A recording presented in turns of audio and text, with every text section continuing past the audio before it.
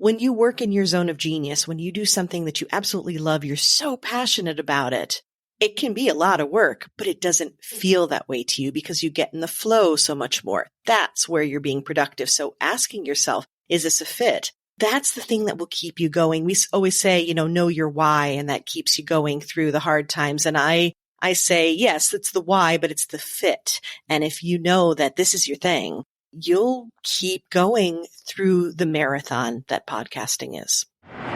Welcome to another episode of Listeners to Leads, where I'm helping podcasters launch and maintain a lead-generating show. I'm your host, Alicia Galati, the CEO and head podcast strategist behind Galati Media, a full-service podcast management company. On this show, you'll hear my guests and I discuss everything it takes to launch a successful podcast and keep it running. If you're ready to get leads, land speaking gigs, and create deeper connections with your audience through your podcast, then this is the show for you. Well, hello. Fancy meeting the two of you here. What a coincidence. I was in the neighborhood. Hello. This is exciting. I don't really know what we're going to be talking about yet. No, just kidding. I've planned this to a T, as you know. Should we all, do you think, start by introducing ourselves? Yeah, I think that's a good idea, especially since it's going to be wherever it's going to be. Exactly. I'm Alicia. I run a full-service podcast management agency called Galati Media, and we help business owners launch and promote and produce their podcasts that help them generate leads, land speaking gigs, and connect with their audience on a deeper level. So that is what I do. Perfect. And I'm Emily Aborn. I'm a content writer and the founder and leader of She Built This, which is a women's entrepreneurship community as well as a podcast. And I'm Lisa Zawrotny, and I just walked in here and found this microphone. And besides thinking I'm funny, I'm also the founder of Positively Productive Systems, the host of the Positively Living podcast, and a productivity and accountability coach for multi-passionates, helping them prioritize what matters and customize their productivity approaches so they can achieve more without actually having to do more. I love how we went in alphabetical order without even discussing that. So thank you for appeasing that side of my brain. Organizing.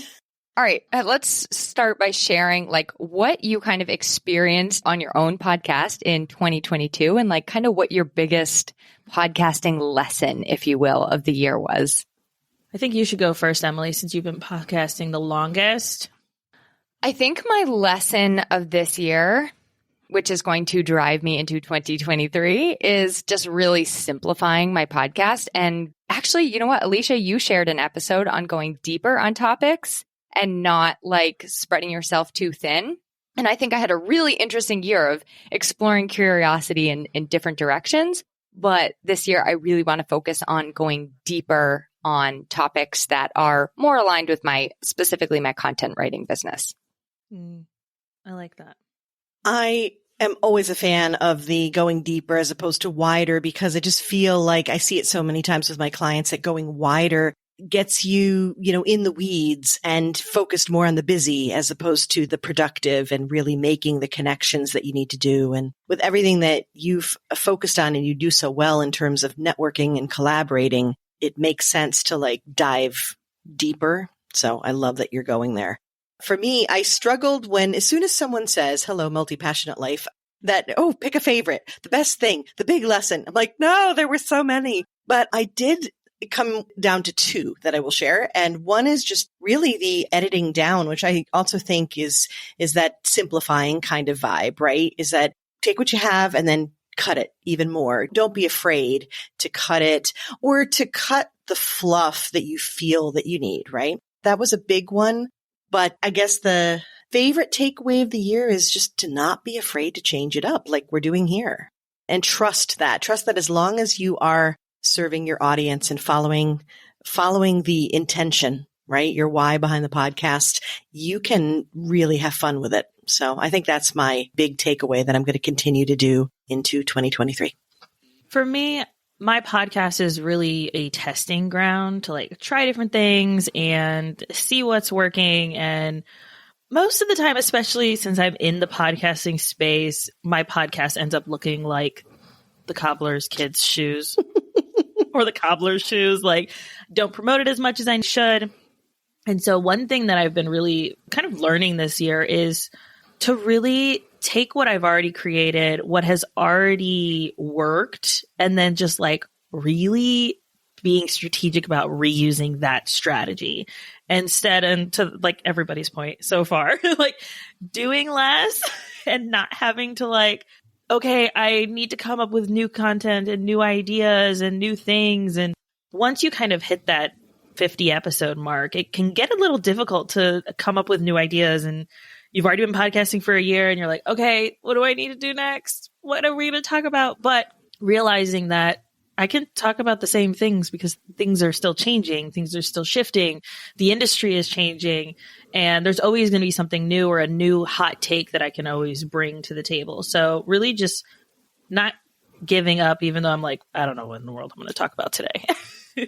And I think when you challenge yourself to like almost repurpose things, it opens up like, I mean, every topic you could go so much deeper than we do. And so I think when we do challenge ourselves to repurpose things, it's like, oh, there's actually so much more goodness in here that I didn't get to last time. Also, people sometimes need to hear things more than one time. And hearing it said in a different way might be the exact thing that someone needed to hear to like switch that light bulb on. And you know, Alicia, because your agency takes such good care of my podcast, that the more that you hit upon a topic and even coming at it from different angles, which is good because that's a different perspective. And like you said, Emily, you can hear it a different way and then have the aha moment. But then also you catalog a group of episodes that complement each other. And that's a wonderful thing because as a podcast listener, I'm a total binge listener. And if I'm like, ooh, that was really good, I want to hear more about this topic. And then the podcast I'm listening to is like, yeah, well, you can also listen to these episodes. And I'm like, woo, like, and I'm off to the races. So totally agree. All right, let's talk about like from a guesting perspective. What do you feel like this year either went really well for you or didn't go so well, and maybe something you're thinking about changing? I have some interesting thoughts on this because I went into the year getting a lot of people reaching out to me to guest on shows or guest at summits or conferences or whatever. And so I kind of had this idea that like they're on their way, they're coming in, and I had to like actually stop people from coming in and like guesting. And I would only take 2 a month because it would get to the point where like I did 3 in 1 week and I was like, I'm never doing that again. But I realized as I was talking to my coach recently, I was like, I haven't been on anything recently and I don't know why and what happened. And so there's a few things that happened. One, I was not doing any outreach at all to be on shows. And so once that kind of dried up, I kind of had this expectation that it would just keep happening instead of me having to go out. And I was like, oh, wait, I have to do some work here. So that was the main thing. And then the other thing is that there was a bit of fear because when I was really visible, I had attracted some clients that were not a good fit for me or my company. Like, if you're going to make my team cry, we're not a good fit, right? And so had clients come in that were not great. And I think I really energetically, I just put up this wall of like, I don't want any more of that. And so, yes, I put things in place in my business to ensure that I'm not getting those kinds of clients, that we are able to filter those through at the beginning of the process rather than the middle. But I think I was also putting up this wall where people weren't thinking about me to come to me and ask me to be on things. So lately I've just been like, okay, 1, I need to put myself out there. And 2, energetically opening myself up to possibilities and to opportunities, even though it's a little scary. The right possibilities and the Yes. right opportunities. Yeah, I love that. I guess kind of branching off that, I've learned that when you are reaching out for other people to be on your show or you to be on somebody else's show, not to underestimate yourself. There have been times when I'm like, I'm not going to ask that person because they're going to say no. Like I'll read their book and I'll think, oh, I really would love to have them as a guest on my show, but they'll probably say no.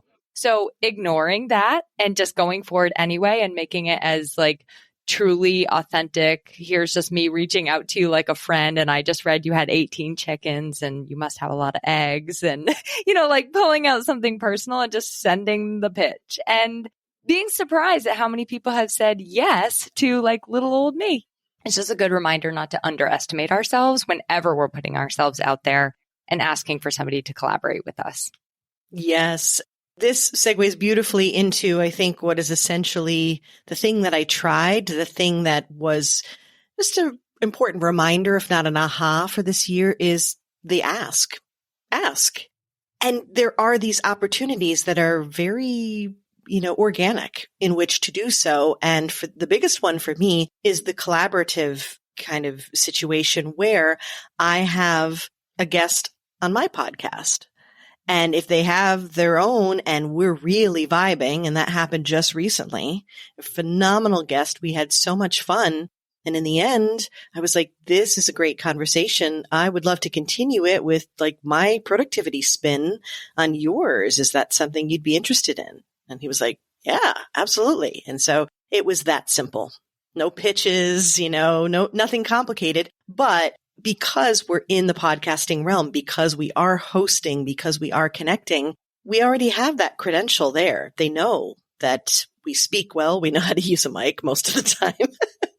And, it's like, and then if after the conversation, I might not do it before we've had the interview, but after, it's very easy. So yeah, it's the asking. And I would say the other bonus one, because I always have to give at least two, right, is that, and this is a thing just to be good at guesting and to be more, it's almost a more likely to be picked or easily picked, is find that untapped area. Actually listen to the show, please. And yeah, so it's like, and figure that out. Like, and I scroll through the episodes and I'm like, okay, they've talked about productivity a lot. I'm not shocked, right? Tons of coaches out there, but have they talked about it with regard to multi-passionates, or have they talked about it in a holistic way that I approach it? What's my angle that I can come in and say, okay, you've covered it. Just like we're thinking as podcasters, hey, let's do the same topic, but come at it a different way. Well, you could do that as a guest, and it doesn't take that much to figure it out and lob it over and see what they say. All right. So I think that brings us to the topic du jour, which is because I think podcast guesting is on a lot of people's minds for the new year. But I also think that starting a podcast of one's own is on a lot of people's mind for the new year. So let's talk about, like, in our opinion, and maybe Alicia has the right and wrong here because she does. No pressure. What does it really take to be a podcaster, to start a podcast? Like, what kind of person makes a good fit for that?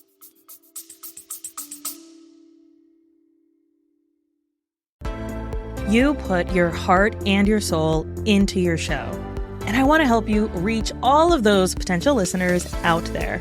That's why I'm excited to announce my upcoming podcast marketing workshop. It's about giving you practical tools to grow your audience. You'll learn the secrets to getting your podcast discovered, attracting your dream listeners, and boosting those download numbers. This workshop will be hosted live with a replay available on April 30th. You can sign up by going to galatimedia.com/workshop. Let's grow our podcasts together.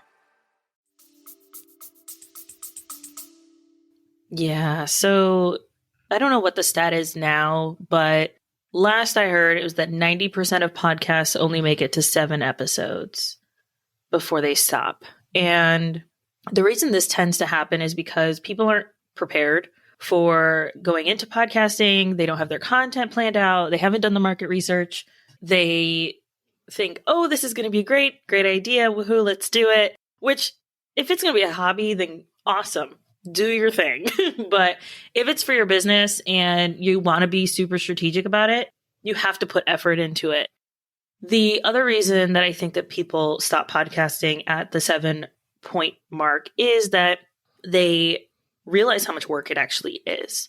So to edit a podcast, and I say edit because the direction that podcasting is going, content quality is going to be so important going forward. The audio quality, the branding quality, the content quality, that is going to be so important moving into 2023 that you cannot do less than work. It has to be high quality work. And so if you want to have high quality audio, know that it's going to take about 4 times the length of the audio to edit it.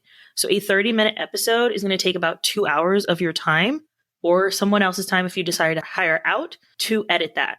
So that's where I think people are like, whoa, this is way more work than I thought it was going to be. Another reason is that they go into it thinking, I am going to launch this podcast. I'm going to have thousands of listeners and all these people are going to reach out to me in my DMs and it's going to be great. If you don't already have an established audience that is huge, and I mean like 50,000 plus audience, then you're not likely to have a ton of downloads in the beginning.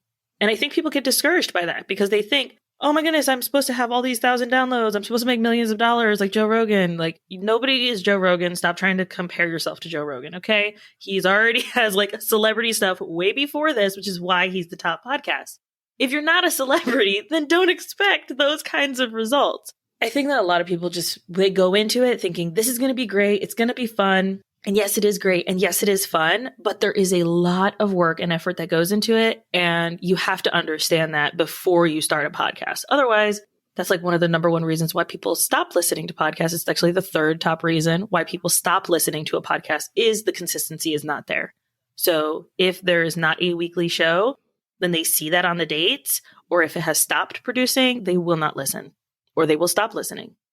That is like if I had a soapbox and I just got to carry it around everywhere, it would be that consistency is important. But I love what you said. Like, I think a lot of times we envision a podcast to be, oh, I can just be out in the backyard, walking in the leaves, recording on my phone, and then make that into my podcast. But the fact is, like, we're not Mel Robbins. We can't do that. It does have to sound good. It has to have a level of quality. And I think that with so much content being produced right now, your guests have to have a level of quality, the expertise that it takes preparation, right? Like you have to often research your topic, make an outline, think about what you want to say. Sometimes it takes me like weeks from an idea to go from a little tiny seed to a fully germinated show. And I think people think I just turn my mic on and like hit record, but it's like, I have an outline. Like I've been thinking about this. It's been in my heart. I've written a blog on it already, like it takes a lot of preparation. So I'm not here to discourage anyone from starting a podcast.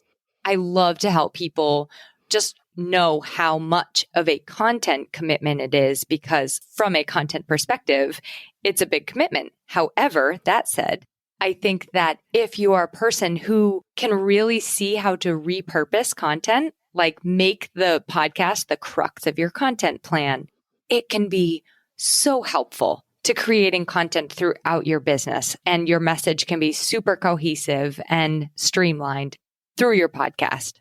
Absolutely. There are so many different ways that we can put the anchor content out that we need to, right? The content that is going to showcase our expertise and connect people to us and develop the relationships that we need to create in order to build our business and the collaborations that we're hoping for.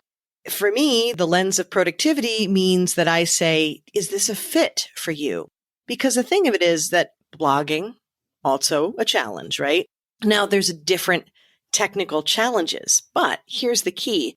When you work in your zone of genius, when you do something that you absolutely love, you're so passionate about it, it can be a lot of work, but it doesn't feel that way to you because you get in the flow so much more. That's where you're being productive. So asking yourself, is this a fit? I used to do voice work. I love being behind the mic. I adore conversations like this where you say something and my mind's going bing, bing, bing, bing. Oh my God, ideas. That's where my energy comes from. I know this sitting with a piece of paper or, with a blank Google Doc open. I'm like, ugh. It just feels horrible. So you have to know that. Conversely, some people are like, I want to hide out. I don't want to talk to other humans. I might even use a typewriter. I don't know. We'll see. It's kind of like sexy. They want to write. And so, hello. Hi, you're a blogger. It's nice to meet you. It doesn't mean you can't be on podcasts. It doesn't mean that we can't repurpose in different ways, but think about where that fit is going to be, because that's the thing that will keep you going. We always say, know your why, and that keeps you going through the hard times. And I say, yes, it's the why, but it's the fit. And if you know that this is your thing, you'll keep going through the marathon that podcasting is. I think a good question to ask yourself is like, if this made me $0, would I still want to do it? Like, of course, that's not the goal. But if I was at the end of the day going to come home with no pennies from this venture, would I still want to do it? So that kind of brings me into like how you can feel out if it's a good fit before you even get started. Because I think that's where the magic lies is, well, I don't really know if that's a good fit for me. Like, I know I sort of like blogging and emailing, and I kind of like being on Facebook Lives, but I'm not quite sure if I like podcasting. So how do I know before I get into it? I think in one word, guesting, right? I mean, at least that was the case for me. And now that I think about it, that fits for blogging or things like that as well. If you see someone, with a really great blog and you can offer to be a guest writer, and then think about the pressure. Like, I've had people ask me, people have requested me to write something. And I'm like, I'm a good writer too, but that doesn't feel good to me. But as soon as someone is like, hey, you want to be on my podcast? Yes. No, in all seriousness, my word of the year was fit. So I'm actually being very selective. But in the beginning, you don't necessarily have to be. You want the experience. You want to be in the zone. When I first started guesting, I learned so much about the different platforms, the different way people recorded. It seemed very foreign and exciting, and it gave me a lot to think about. And it was like, what do I need to know? Who do I need to talk to? You don't know what you don't know. And guesting is a great way to step in and at least start a list. I agree. And I also think that as a guest, it's actually really helped me know what my quote unquote framework is, or like what my systems are. Like, I'm like, oh, I actually have had this all along. I just couldn't have put it into a concise little 30-minute talk. So I think as a guest or being a guest, it actually helps you build out your own content too. So then you do have a podcast full of content that you can keep coming back to. If you're an external processor, 100%. And that happened for me. The more that you say your elevator spiel, right? The more that you talk through stuff, you're like, oh yeah, that is what I do. That is what's happening. Funny though, when you said systems, I immediately went to how podcast hosts get you set up and give you the information you need and plan and calendar and all that. And I got a lot of really great information. I also thought you meant like the framework of the episode itself. Because by listening to them, by being a guest, you could be like, that was amazing. That one, not so much. And you can find what you like and come with the pieces parts and then be like, how do I put together the one that's made for me?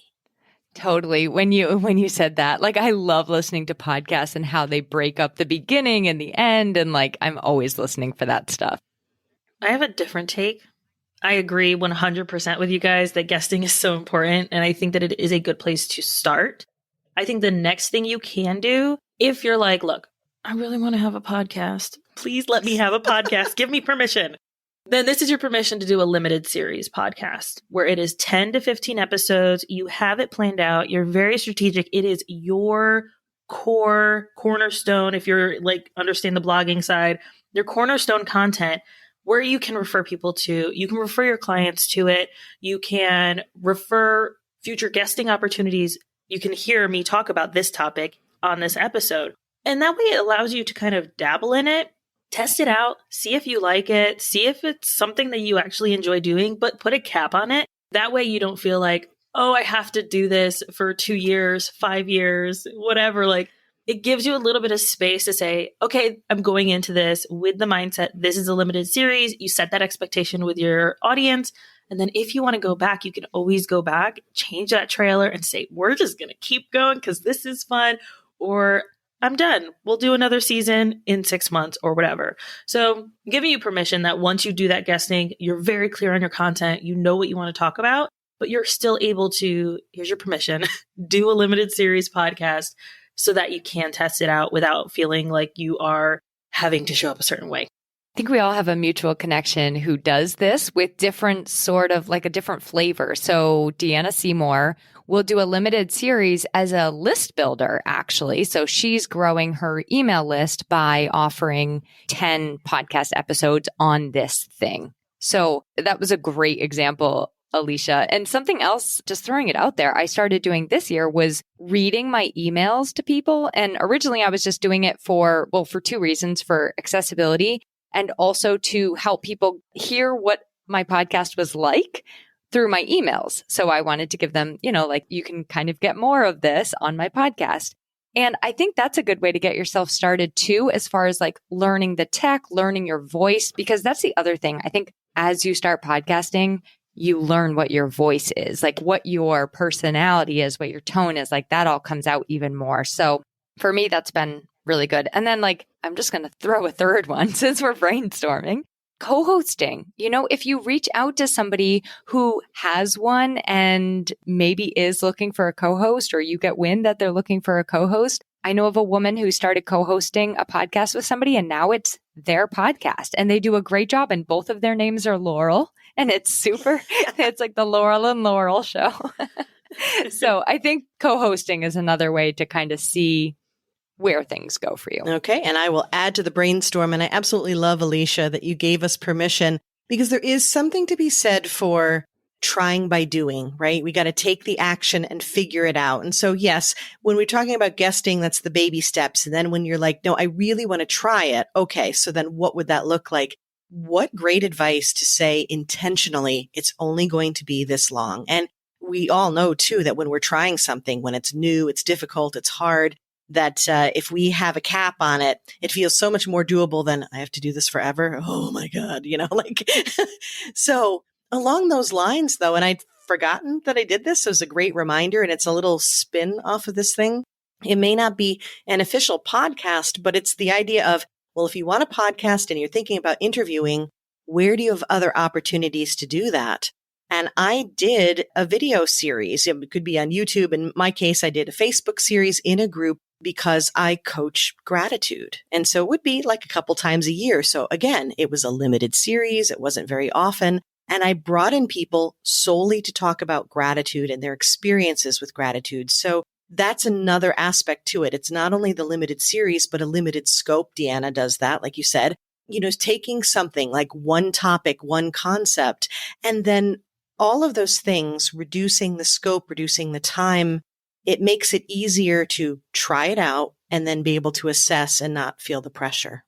And I think at the heart of this, it's really going back to that question you brought up, Lisa, which is like, what does light you up? Like I love doing Facebook Live interviews, to your point. I don't love doing them by myself. Like it does not light me up. It takes a lot for me to sit down and do it. And then when I do it, I'm like boiling hot. So I think it really is going back to looking at like because when it lights you up, it's going to feel so much easier. Should we do not a mini rant, I don't want to call it, but like a couple little, like, if you want to be a guest, here are some things we like. Like, here are a couple of things you might want to think about when you're pitching yourself. My eyes are rolling over here. Oh my God, Alicia's so ready. So before we just let her go, I will repeat myself from earlier because I know she's ready. And I'll just repeat myself from earlier because I did mention it. So I'll say it again. Hi, it's an auditory highlight here. Listen to the podcast. You don't have to like follow and listen to every episode, but please know what the podcast is about. Know their intention. Know what the host is trying to do. Know that you're the right fit, or that you can at least market yourself that way. Please. And if you miss that, rewind the 15 seconds and listen again. Yeah. I'm rolling my eyes because I recently got an email from someone that said, "Hi, sir." Okay, wait, let's add. Don't just listen, read what my website says about my podcast. I get high positively. I mean, I don't mind. I'm positively something. I'm positively over your email already. All this information is obtainable. I'm going to spell it for you. Google. I save them because I do want to do something eventually where I show you like good pitch, bad pitch, good pitch, bad pitch. I would honestly say that it's rare to get a good pitch. Like typically they have not put in time to learn about you at all as a podcaster or your show. And that is reflected. So if you want an easy way to stand out when you're pitching yourself to be a guest, take 2 seconds and learn about the person, because you're already going to stand out, because so many people that we see all the time, they're coming into our DM and Instagram and it's like completely out of the blue, or it's just so clear that it's just like, boom, my one cheat, and then nothing else about anything relevant to your show. Angie Trueblood calls it spray and pray. It's as disgusting as it sounds. And I will add that it doesn't matter the details that you send so much as that you can show, and it's very obvious to us, you can show the intention between, hi, I'd like an opportunity to be on your podcast, and this is what I can bring to the table and to your listeners. This is the value I can bring versus, hi, hello, sir. I'm in it for me. I'm totally in it for me. My coach said I need to be on podcasts. You have a podcast. Yeah, value is so, so important. How does it help my listeners? I want you to share, and I'm not saying this egotistically, but you do need to say, like, how's this going to benefit me? Me, the podcaster, not you. Yes. Because we know how it's going to benefit you. You're getting a platform. So talk to the podcaster about how it benefits them. And if you, I mean, this goes both ways, right? Like if you are reaching out to somebody to be on your show, talk about how it's going to benefit them. You know, sometimes it's not. Like sometimes they are truly doing you a favor. So I think that's important to recognize. Yeah. So I think if we like give actionable steps, because that way it's like a step-by-step for people. The first being, make sure that you look at their website, see if there is a place specifically where the podcast host would like those pitches to go. They'll usually have something on their website saying that. I've seen it also in the bottom of a podcast description, where it'll say, send pitches to this email. Second, listen to the show, be thoughtful. Lisa mentioned earlier that she would see that someone has productivity coaches on their podcast, but how can she spin it? How can she give something different? So don't feel like just because they've had a life coach on and you're a life coach, or they've had a money coach and you're a money coach, or whatever, just because they've had someone on that talks about the same things, generally speaking, that you talk about. What's your hot take? What's your thing that makes you different? How can you give that value to the audience? Third, giving value and like actually saying what's in it for the host and understanding their audience when you are saying that value. Because if you come to me and you say, I think that I have this great topic to help moms do less during the holidays, that doesn't make sense for me at all for my podcast about podcasting for your business. Like, it doesn't make sense. Yes, it's a great topic. Sure. Awesome. Kudos. But like, that doesn't bring value to my audience. So understanding who that audience is. And then I also want to note the follow-up. So often, we talked about this earlier with guesting, we don't always do the follow-up because we're thinking, oh, well, they didn't respond. They don't really want me on it anyway. And great. I've had people where they will do the proper procedures of sending the people through my form, just like I ask. And then 3 weeks later, they will follow up and say, hey, not sure when you check your intakes. I sent over a form for this person, or I sent over a form for myself. Just wanted to see if you had a chance to look at it. That is a fantastic follow-up because most of the time, podcasters are busy. Podcasting is not the only thing that we do. We do a ton of other things. And so the follow-up is really great. I appreciate it so much because I'm like, oh yeah, I didn't check those this month. Oops. Going to check now. Thank you so much for following up. I sent it over to my EA. She'll reach out with links, etc. So I think that really those, I think I said 4 things, are really important in like taking it step by step. I will add an example, especially of that follow-up point, or actually, I mean, it represents all the steps that you're talking about, Alicia. Someone went through the proper channels, completed the form, you name it, like did everything appropriately. And what they don't know, what nobody really knows, and I try to put it on my form to let people know, I have at least a 6-month wait for guests on my podcast at this point, at least. And the other thing too is with the follow-up like that. Now, this particular guest or potential guest did the follow-up, did everything appropriately. And that actually encouraged me because when I went back and double checked, I was like, oh, she is a fit, but I've already just covered this topic and it feels kind of like quick for that. I don't know if I want to go back to it. And I let her know. And that follow-up gave me an opportunity just to quickly respond and say, this is great. Listen, I have 6 months, at least before I might do something again. And also too, it's very close to this topic. And even though I like to repeat topics, I usually want a different angle. Well, she immediately responded and said, I'd be happy to take a listen to that episode and come up with a different angle for you. And would you be amenable to that? And I'm like, yeah, like, yeah, sure. And she did. And we had this back and forth that was amazing. And guess what? Not only did she come onto my show as a guest, but she also got in faster than that 6-month period because she did the work. I was going to say, and this could be controversial, but I do love when somebody gives me like 3 topic ideas versus just one, because to your point, Lisa, sometimes I've already created my content plan. I'm like, I literally just talked about that and I don't want to talk about it again. But if you show me these other options that you have, like I love to see options. And so for me, when I see 3 or 5 might be a little overwhelming for some people, but 3 is perfect because I'm like, okay, boom, boom, boom, I can see. And then my brain is already starting to formulate questions around those topics because they've given me such specificity that I can just take and run with. So that's my addition to that. Okay, so I feel like since 2 of us have rapid roundups in our show, as we end with our guests, we should do a rapid roundup. And maybe each of us should ask a question that we've prepared. All right. Who wants to start? I had a podcasting related one. How about you, Alicia? Mine is reading related. Ooh. In full disclosure, I cannot start because I'm stealing one of Lisa's questions and I need to see which of hers she will not be. Because you knew that I would bring more than one. Because you knew. Okay. Ooh, let's start with Alicia's. Okay. So what was the last book you read for fun?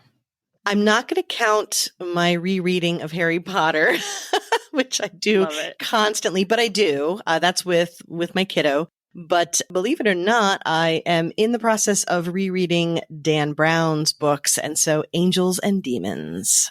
I love historical fiction and I like Dan Brown. And because my whole family says Illuminati confirmed all the time to each other for random reasons, it fits. So I have a confession. I hadn't ever read a Jodi Picoult. Is that how you say her last name? She's a New Hampshire author. So I read Small Great Things and she's a wonderful writer. I really, really enjoyed it. And since then I haven't read a fun book and that was like 3 months ago. So I think I need some more fun books in my life. What is it about? Because I don't know who that is and I haven't heard of that book. This was about a nurse who got accused of, it's a really interesting novel, but it's a nurse who got accused of like harming a baby and she did not do that. The parents actually told the nurse that she was not allowed to touch their baby for racially motivated reasons. It's fascinating, just fascinating. So it's the whole law story of the nurse and what she had to go through. Very interesting.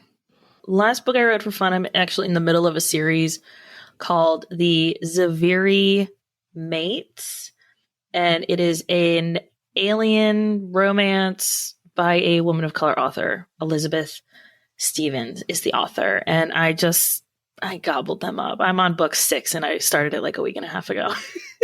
Those are the best kinds of books. And I love series. Again, binge reader, binge listener. Okay, love that.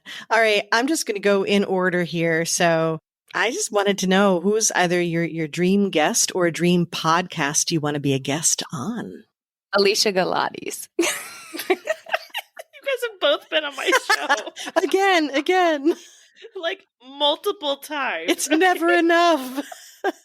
Okay, please don't think I'm super cheesy for saying this, but I really actually would like Mel Robbins to be on my show because I think we could have a really interesting conversation. And I've reached out to her several times, many ways, and she has never. Oh, Mel Robbins, man. Oh, be on Emily's podcast. It'd be awesome. Let's put that out there. Mel Robbins, if you can hear this. Send her this. I think for me, it'd be Pat Flynn. I would like to have him talk about his podcasting journey because he's like OG celebrity level podcaster in the podcasting space. And I could honestly probably reach out and ask him because I've had some pretty big names on my show, including like the founder of Podmatch, and I'm about to have the founder of Blueberry Podcasting. So I would say Pat Flynn and Tim Rossi, who is the co-founder of Buzzsprout. Him, I would like to also have on my show. I literally have not reached out to either of them, and I probably should. But those are 2 that I think would be like I'd love to have them on. Well, with any luck, knowing Alicia's connections, maybe she can help me with this. I'm going to put this out into the universe. I have the same name for both questions or both sides of the question. And I can't say the question to myself and then interrupt myself because I'm so ready to answer it. So really the answer, who's your dream guest or dream podcast to be a guest? That's Simon Sinek. That's it. Period. He's got a fabulous, optimism related podcast, right? Okay. Start with Why, one of my favorite books. I just love his style. I love him. Simon, hello. Call me. Hopefully all three of them are listening to this right now. And they're like, yes, okay. But I do believe in even less than 6 degrees of separation. So chances are somebody listening is I actually think I know somebody who just sold Mel Robbins' house. Someone's daughter I know sold her new house. So it's you never know who knows who. So we put it out there and we can all just sit back and wait for it to come our way now. Love it. My rapid roundup. It's actually Lisa's, but I'm stealing it because it's really good. If you had to start a new podcast tomorrow, what would it be about? I feel like you guys already know my answer. Let me think about this, Alicia. Aliens? I don't know. That has to do a bit to do with it. No, I would actually. So I have a Bookstagram where I talk about book reviews and books that I like and books and most of them have to do with smut. So I would probably have a podcast about books that have smut in them and reviewing them. I would love to talk to the authors. I have to stop myself from starting this podcast at least once a month. So I'm I want to do it. Alicia, you don't have time. Stop it. So that's what I would do. Mine on. Okay. And my answer, it should not come as a shock to anyone. Music. And I say that kind of in this big, category because I would love to touch upon its power and using it as a tool, as a productivity tool, the neuroscience behind it. When you have an Alzheimer's patient who can't talk to you, but you turn on music and suddenly you can connect with them, how it's used in therapy, creating music, just the kind of the miracle of it. I would totally do that. I was going to say dogs, but I don't really know that much about dogs, so it'd just be me talking about my dog. Well, people would listen, I'm just going to say, because you're a great podcaster and people love dogs, so. I think it would be the outtakes of life. I love all that messy behind the scenes, the Voxer chats that are just the real deal kind of thing. So mine would be the outtakes of life. I love that. Never underestimate the topic. I'm just going to say that. I feel like we should end on that. Never underestimate the topic. There is a podcast about Pez. The candy dispenser. I'm my thumb's doing weird things over here to show the ladies. The Pez. And then Pez collectors. Listen, they have little mini conferences. They get together. Wild. What? It's a Pez. I don't understand it. But never underestimate the topic that you decide to podcast about. Mic drop. That was beautifully said. There you go. Ladies, this was so fun. Thank you. Thank you. Where can we find everybody before we end? Okay, let's keep it super simple. Mine is the best place is EmilyAborn.com. And positivelyproductive.com, or if you play on Instagram, positively_Lisa, because we have a lot of fun over there. Awesome. AliciaGalati.com.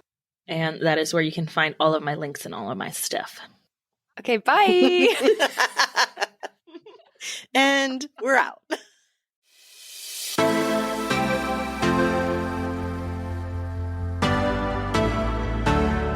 Thank you so much for listening to this episode of Listeners to Leads.